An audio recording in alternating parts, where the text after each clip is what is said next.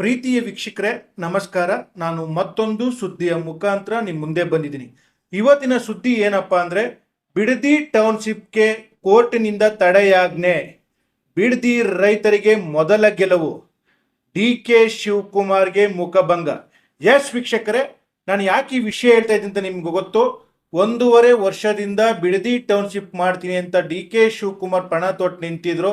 ಆದರೆ ರೈತರು ನಮ್ಮ ಭೂಮಿ ನಮ್ಮ ಹಕ್ಕು ಅಂತ ಹೋರಾಟ ಸ್ಟಾರ್ಟ್ ಮಾಡಿ 1.5 ವರ್ಷ ಆಗಿತ್ತು.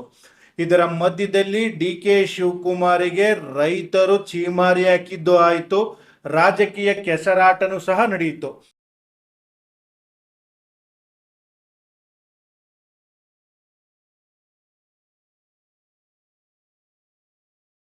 ಈಗ ಕೋರ್ಟ್ ಬಿಡದಿ ಟೌನ್ಶಿಪ್ಗೆ ತಡೆಯಾಜ್ಞೆ ನೀಡಿದೆ.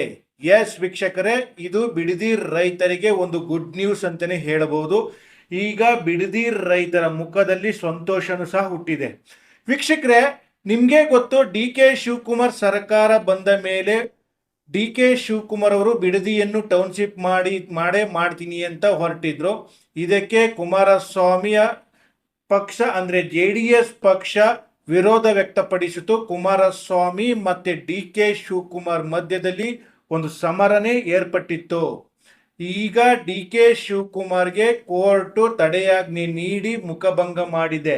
ವೀಕ್ಷಕರೇ, ಇದರ ಗೆಲುವನ್ನ ರೈತರು ಸಂಭ್ರಮದಿಂದ ಸ್ವೀಕಾರ ಮಾಡಿದ್ದಾರೆ.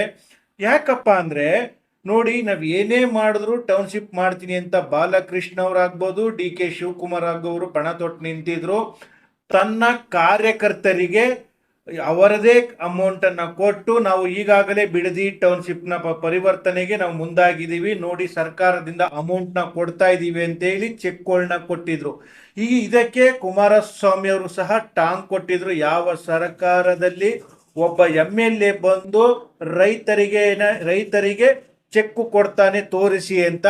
ಅದಾದ ಮೇಲೆ ಕೇವಲ 8 ಜನಕ್ಕೆ ಮಾತ್ರ ಚೆಕ್ ಕೊಟ್ಟು ಸುಮ್ಮನಾಗಿದ್ದ ಬಾಲಕೃಷ್ಣ ಅವರು ಆಮೇಲೆ ರೈತರಿಗೆ ವಿಷಯನೇ ತಿಳಿಸದೆ ಡಿ.ಕೆ. ಶಿವಕುಮಾರ್ ಸರ್ಕಾರದ ಅಧಿಕಾರಿಗಳು ಜಮೀನನ್ನು ಒತ್ತುವರಿ ಮಾಡಿಕೊಳ್ಳಲು ಹಾಗೆ ಅಳತೆ ಮಾಡಲು ಬಿಡದಿಗೆ ಬರ್ತಾರೆ. ಅದನ್ನು ನೋಡಿದ ರೈತರು ರೊಚ್ಚಿಗೆದ್ದು ಅಧಿಕಾರಿಗಳಿಗೆ ಹೊಡೆಯುವ ಜೊತೆಗೆ ಚಪ್ಪಲಿ ಸಭೆಯನ್ನು ಸಹ ಮಾಡಿ ಕಳಿಸ್ತಾರೆ, ಪೊರಕೆ ಸಭೆಯನ್ನು ಸಹ ಮಾಡಿ ಕಳಿಸ್ತಾರೆ.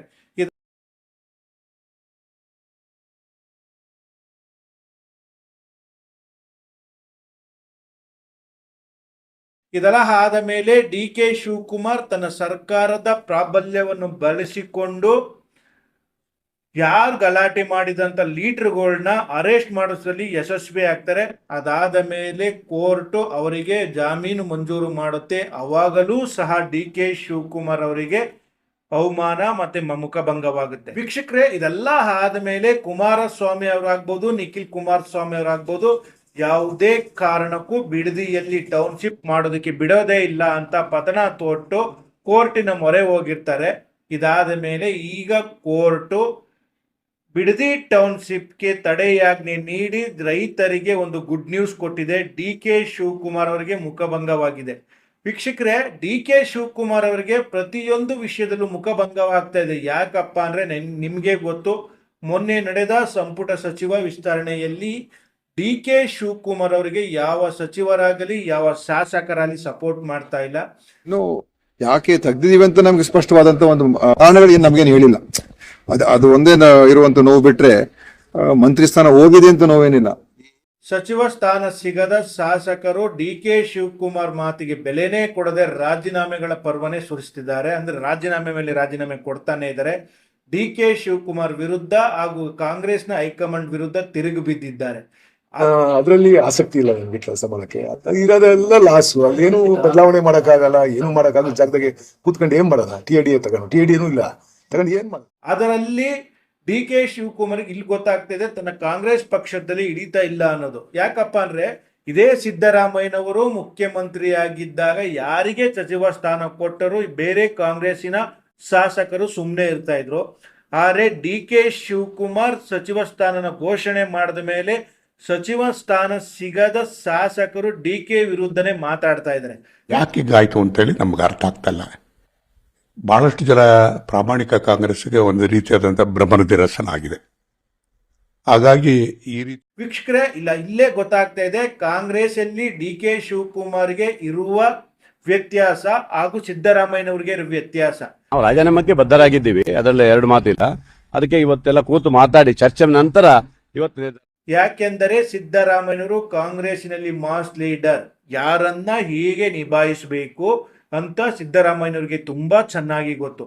ಜೊತೆಗೆ ಡಿ ಕೆ ಶಿವಕುಮಾರ್ ಅವರು ಇನ್ನೊಂದು ಟೆನ್ಷನ್ ಏನಪ್ಪಾ ಅಂದ್ರೆ, ಅದೇ ಸಿದ್ದರಾಮಯ್ಯನವರು ಡಿ ಕೆ ಶಿವಕುಮಾರ್ ಸರ್ಕಾರಕ್ಕೆ ಕಂಟಕ ತರುವ ಸೂಚನೆ ಕೊಡ್ತಾ ಇರೋದ್ರಿಂದ ಡಿ ಕೆ ಶಿವಕುಮಾರ್ ಅವರು ಅದರ ಬಗ್ಗೆ ತುಂಬಾ ತಲೆ ಕೆಡಿಸ್ಕೊಂಡಿದ್ದಾರೆ.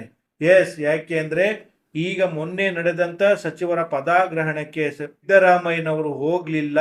ಅದಾದ ಮೇಲೆ ಕಾಂಗ್ರೆಸ್ಸಿನ ಹೈಕಮಾಂಡ್ ವಿರುದ್ಧ ಸಿದ್ದರಾಮಯ್ಯನವರು ತಿರುಗಿ ಬಿದ್ದು ಮಾತಾಡ್ತಾರೆ.